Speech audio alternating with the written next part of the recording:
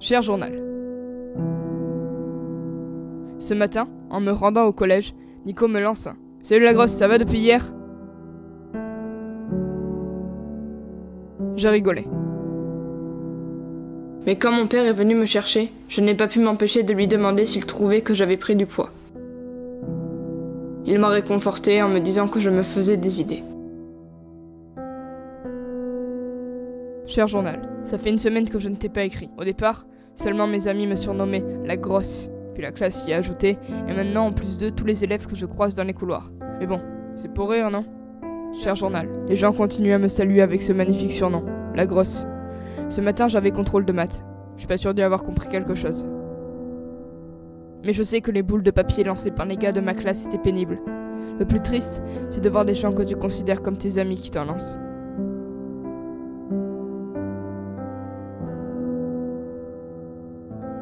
Non mais ça va pas? Remettez-vous au travail! Cher journal. Aujourd'hui, un sixième m'a poussé dans les couloirs. Tu imagines? Un sixième. Avec la force de ses petits bras, il a quand même réussi à me projeter contre un mur et à faire rire ses amis.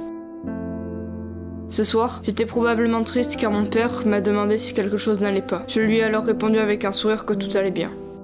Quand j'allumais mon téléphone, ma messagerie était remplie de messages m'insultant de tous les noms. T'es grosse. T'es grosse. Je ne connaissais pas la majorité de leurs auteurs. Cher journal, la nouvelle que je me sois faite pousser par un sixième a vite fait le tour du collège. Tellement vite que maintenant, à chaque fois que quelqu'un s'ennuie ou est énervé, il vide ses nerfs sur moi. Encore ce matin.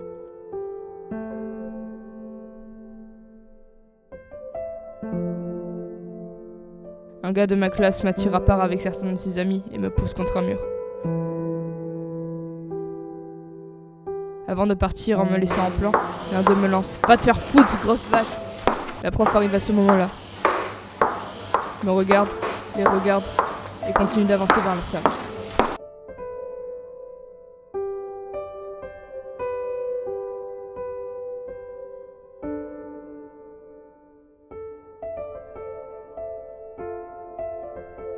À la sortie du collège, mon père me demande encore une fois si je vais bien, et que sinon j'aille lui parler. Je souris en signe de reconnaissance. Pourquoi lui parler? Il pourrait me juger ou ne pas me défendre.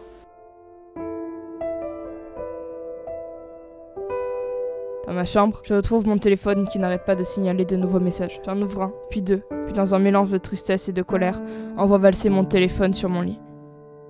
Cher journal, plus d'un mois que je ne t'ai pas écrit, je suis désolé. Mes notes chutent.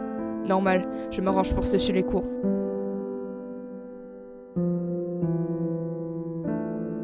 Les parents s'inquiètent car je n'invite plus d'amis et je ne leur parle quasiment plus. Comment parler à des amis quand on n'a plus d'amis?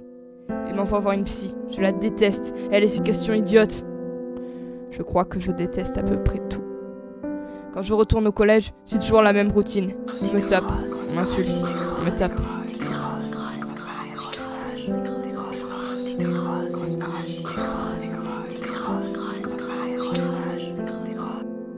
Tu sais quoi, mon petit journal? J'en ai marre.